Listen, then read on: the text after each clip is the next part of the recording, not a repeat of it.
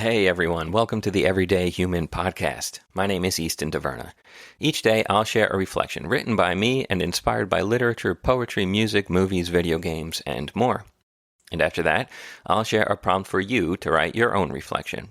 Together, we'll explore what it means to be human.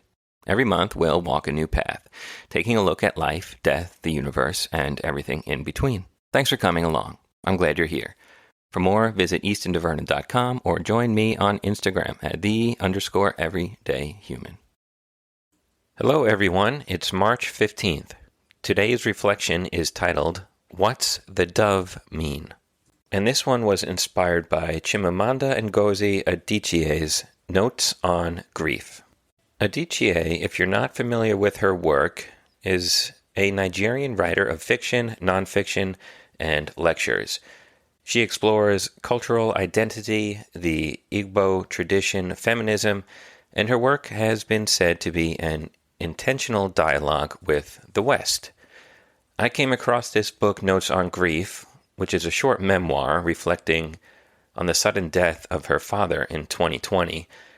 And I think it started out as an essay in the New Yorker, but she expanded on it. So I came upon this when researching for the Everyday Human.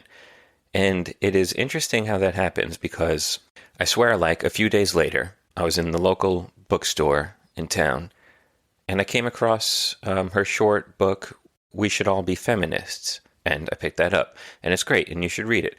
But yeah, isn't it funny how that happens? Like you may have never been exposed to someone or even heard of them. And then all at once they're in your life. So anyway, her work is absolutely worth checking out if you're not familiar, and here's today's quote from Notes on Grief.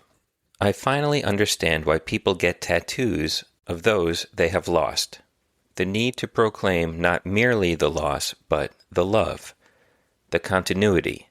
I am my father's daughter. It is an act of resistance and refusal. Grief telling you it is over, and your heart saying it is not. Grief trying to shrink your love to the past, and your heart saying it is present. Okay, and here is my reflection. There's a black dove on the inside of my left arm, sandwiched between an upside-down blue heart and a green star. My wife has the same one on her ribs. We got them together at a tattoo shop in Smithtown, New York, after the first miscarriage. There was a part of us that couldn't talk about it, wanted to forget. But there was another part, a relentlessly stubborn part that never wanted to forget. And so, to go along with the permanent scars of the loss of life on our souls, we made it permanent on our bodies. It was an act of resistance and refusal. Our way of screaming back at the universe, like Stephen Crane's Man, and not allowing grief or time to shrink or heal the scar. Doesn't have to be a tattoo either.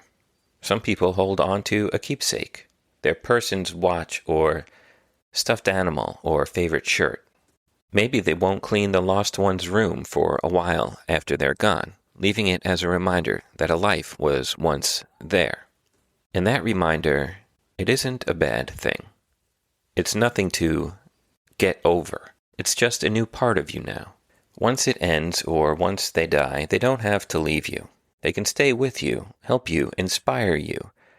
And if you want to put a little ink in your skin to remember them by, then by all means, go on and do it. And that is the end of today's reflection. I think an interesting thing about humans is that our relationships with people change once they leave us, once they die. And we can still be influenced by them when they're no longer here.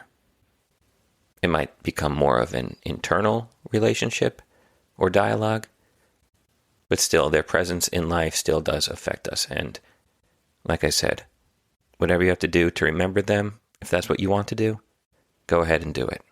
Now, if you're trying to forget someone when they're gone, that is another story and another reflection for another day, perhaps.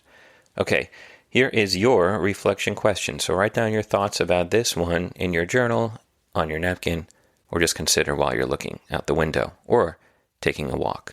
Ask yourself this: what is it that I use to remember those I lost? Or have I been too afraid to remember? Okay, and that's it for today, March 15th. I'll be back tomorrow, March 16th, with another reflection. Have a good one, and take care.